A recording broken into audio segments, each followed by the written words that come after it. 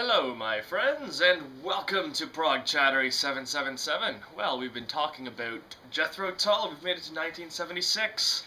This is Too Old to Rock and Roll, Too Young to Die. Yeah, kind of an unusual record. I think I mentioned in the previous video. It's a contender for my least favorite Tull album, to be totally honest.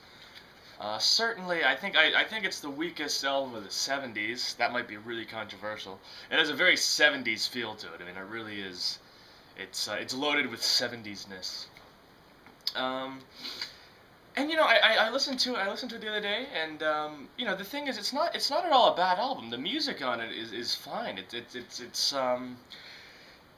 I think it's the deliberate commerciality of it, perhaps. There is a sense that they are consciously, Anderson was consciously trying to write a more commercial album. Um, Obviously, it's notable. It is a concept album, but not. I mean, after you've done Thick as a Brick and Passion Play, I mean, it's kind of hard to follow those up. And I feel the concept on this is. It doesn't hold up as well as some of the other ones. It's actually, the concept is actually quite similar to the lyrical part of Thick as a Brick. It's talking about the cyclical nature of trends and whatnot. Kind of like how the lyrics to Thick as a Brick, Gerald Bostock's lyrics, talk about the generational cycles. You know, how one generation kind of goes up against the older one, only to become the older one later on. This is kind of a similar topic, except it's talking about trends and whatnot. And we have a hero named Ray Lomas who looks suspiciously a lot like Ian Anderson did in the 70s. And he's like an old rocker, and he finds that things weren't like they were in the old days. You know, we can't pick up girls, and all these new weird fashion trends are coming into play. And there's a few little events that happened. He gets upset. He gets into a motorcycle accident and is gravely injured, but he survives. And when he's released from the hospital, everything's back to the way it was when he was hip again. So he becomes the coolest of the cool once again. And it kind of wraps it up in a nicely fitted, happy ending kind of a thing. So yeah, I mean, I guess it's a solid concept, but it doesn't grab me the same way as the multi-layered concept of Thick as a Brick or the complexity of a Passion Play. All that said, it's got a great album cover. I love the comic book on the gatefold, which illustrates the story. Although the comic book is a little bit different from what the lyrics are. I might be totally wrong on this, but I believe this album actually started out as a stage production. Anderson wanted to make it like a musical, and I think he even had a different singer in mind to sing the material. And the financial stuff got in the way, and then it was just compromised. They just released the album as it was, and because I think the material was designed for a different singer, I mean, Anderson's voice doesn't. I mean, it's great. I mean, he's still in the prime of his singing years in the 70s, but it doesn't have the same character as some of the other albums. It doesn't, like his voice on Minstrel in the Gallery is just so full of life, and it's so wild and crazy and whatnot. I mean, he's still got those signature vocal embellishments on here, but it's not to the same extent of some of the other albums. His voice seems a little bit toned down. But that might just be me. Like I said, the music on it really isn't too bad. I think it just comes with where it's placed in the catalog, in the discography. You're coming right off the heels of Minstrel in the Gallery, which I think is one of the best things Tull ever laid to record.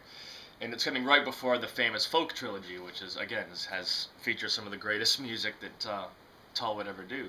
So it's kind of in an awkward place in the discography, but I don't know.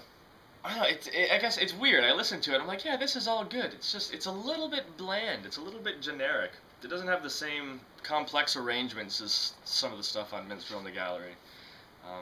Like I said, it is a little bit more consciously commercial. And that's fine. It just doesn't have as many standout tracks as some of the other stuff. So speaking of tracks, let's talk about the tracks. The album actually opens with the main melody from the title track, Too Old to Rock and Roll. again, which it adds to the whole conceptual continuity of the album, and it brings everything rounded together. But I don't think it's a great way to open the album. That the old rocker, dun, dun, da, da, dun, dun. Kind of a sleepy way to open it. But then it kicks into the actual opening song, which is Quizz Kid. And yeah, for all intents and purposes, it's a solid song. Again, a slightly simpler arrangement from, say, something like Minstrel in the Gallery or Cold into Valhalla, but I like the guitar line. Martin Barr gets that down, and then it's joined by the flute, which is quite nice. Yeah, it's a high energy kind of a song. I mean, again, it's something you could see in a mid-70s musical, I guess. So yeah, it's not a bad way to open the album. Number 2 is again, it's another good song. I really like Crazed Institution. I love the little melody that comes up in the chorus. Yeah, that join the crazed institution of the stars. Do do do do do do do. I love that part. I think that's a great little piece of arranging. So I mean, it is a simpler song, but you know, the melody and the rhythm of it is all good. There's some funny lyrics in there too. You can ring a crown of roses around your cranium, which is pretty cool. Then we get to track 3, and I think track 3 might be the highlight of the whole album, actually. Salamander. It's notable. It's mainly an acoustic piece. Very folky. Now Tull had obviously done a lot of folk stuff before. I mean, their signature sound that's featured on Aqualung and Minstrel in the Gallery, and Thick as a Brick as well, it's really about blending the acoustic folk influences of Ian Anderson with the heavy rock. You know, getting heavy riffs, but then also having kind of more, quieter, dynamic acoustic bits.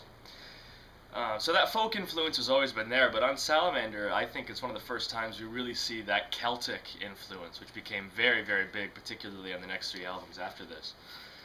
I guess you could say Cold Wind to Valhalla kind of has that Celtic feel, but not to the same extent as Salamander. And Anderson obviously became very, very good at writing that kind of a thing. And Salamander's a great example. It's a very complex piece, not at all an easy thing to play. But yeah, that intro with those guitars just sounds so good. Yeah, probably the best song on the album, I think. Then we get to track 4, Taxi Grab. This is another one that I've always liked. Like, there's nothing I really dislike on this album. It just seems a little more generic compared to some of the other stuff, but it's still quality material. But Taxi Grab has got a really cool riff. Martin Barr really gets to make his presence known. I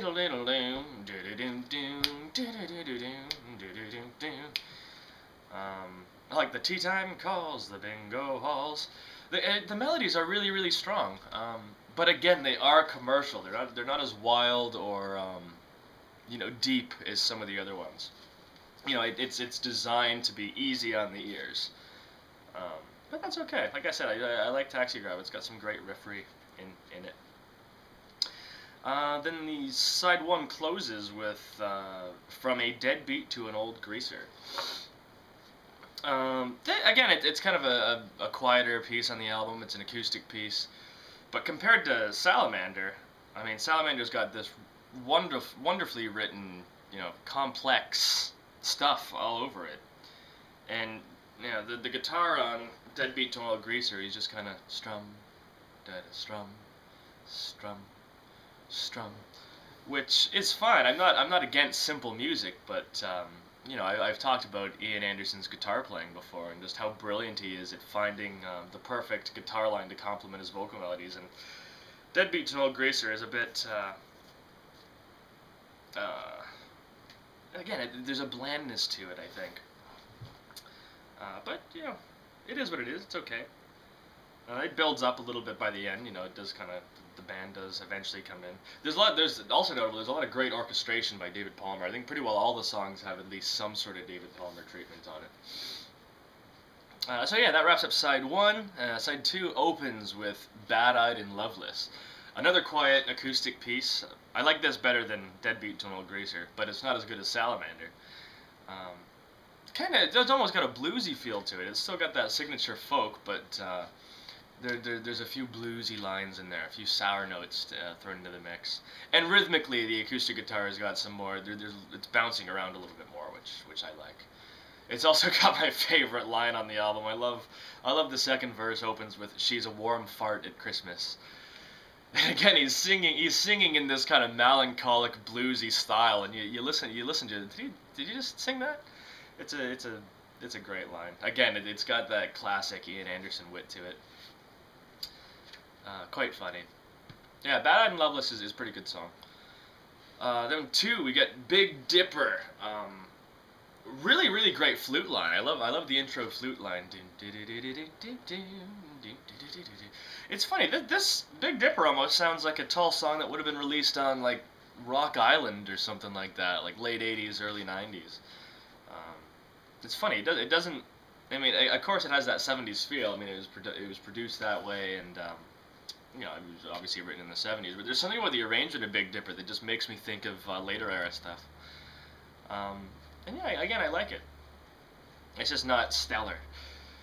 Then we get to track 3 of side 2. Now this is where I'll get really controversial. This is the title track from the album, Too Old to Rock and Roll, Too Young to Die. The most famous song on the album. It was released as a single. It's loaded with lots of great David Palmer orchestrations. We get some horns in there. We get some of the strings in there. I think to be totally honest, I think it's my least favorite track on the album. I'm not a really big fan of the title track. Again, it's that conscious commerciality, I think, which you know, it's not that it's bad. It just leaves me feeling a little dry. You know, just it's like toast without the butter. That might have been really harsh. I didn't mean to be too harsh. I'm just not a huge fan of it. And you know, it's the dramatic part of the album where our hero Ray Lomas, who looks a lot like Ian Anderson, gets involved in a motorcycle accident. Oh my goodness. Hence, too old to rock and roll, too young to die. So he's at that awkward stage in life where he's not quite young and hip enough to be a part of the scene, but he's still got a lot of life left to live. And the other thing, obviously worth noting, is everyone at the time thought this was autobiographical. It's not autobiographical, but again, when you're using an album cover like that, where you're blatantly taking the image of the songwriter and the band leader, of course people are going to start making those assumptions. It's like Aqualung. Everyone said it was a concept album, even though it's not a concept album. It's got this big blurb on the back, and there's very distinct themes that run through it. So, you know, you can't necessarily blame the public for saying, oh yeah, this is autobiographical, or oh yeah, Aqualung's a concept album, because they could have fooled you with that. But anyway, I'm digressing. We're making our way through side 2. We've got to track 4 of side 2, Pied Piper. Again, this is just a nice song. All of the songs on here are just nice songs, really. But it's kind of a nice little wrap up. I mean, it does fit well within the concept of the album. It's a bit more mellow. I really like the chorus with the, again, it's a very simplistic line for Ian Anderson, a simplistic guitar line, but I like the way the melody kind of bounces on top. Pied Piper fooled you. It's nice music. It sounds pleasant. And I think Pied Piper is probably you know, would have been a good closer to the album, but the album inevitably closes with the checkered flag, Dead or Alive, which is, again, it's fairly mellow,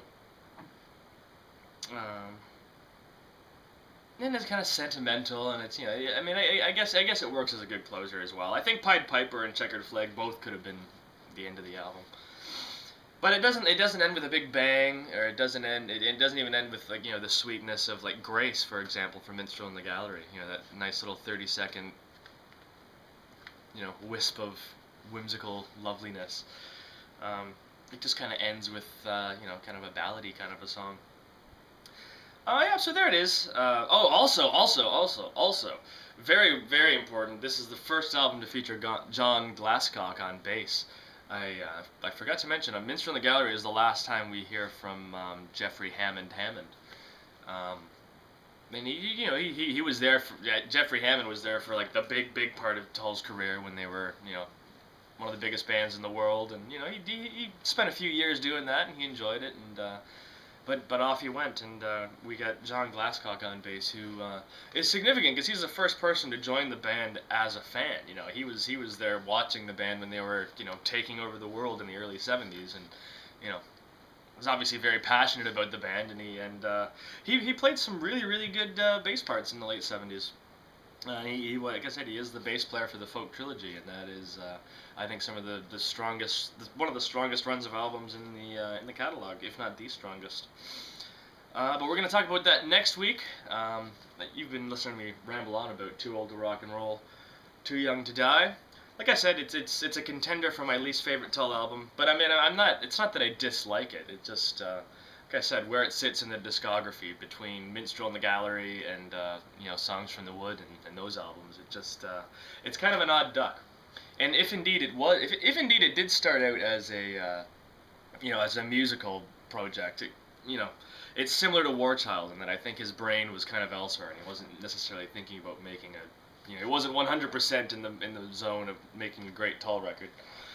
But it is what it is, and like I said, there's a lot of people that really like this album, and power to them for liking it, because like I said, it's a collection of nice songs. It's just not Minstrel in the Gallery, it's not Aqualung, it's not Thick as a Brick or Passion Play or any of the folk albums. So yeah, there it is. Too Old to Rock and Roll, Too Young to Die by Jethro Tull. The year was 1976. We're gonna move on to 77, I think. Yeah, 77. We're going to talk about Songs from the Wood next. Oh, I like that one a lot. So yeah, we'll talk to you then. Thanks for tuning in. Hit me a like and a subscribe, and send some comments if you disagree with me, because I like conversation. Okay, we'll see you later. Thanks.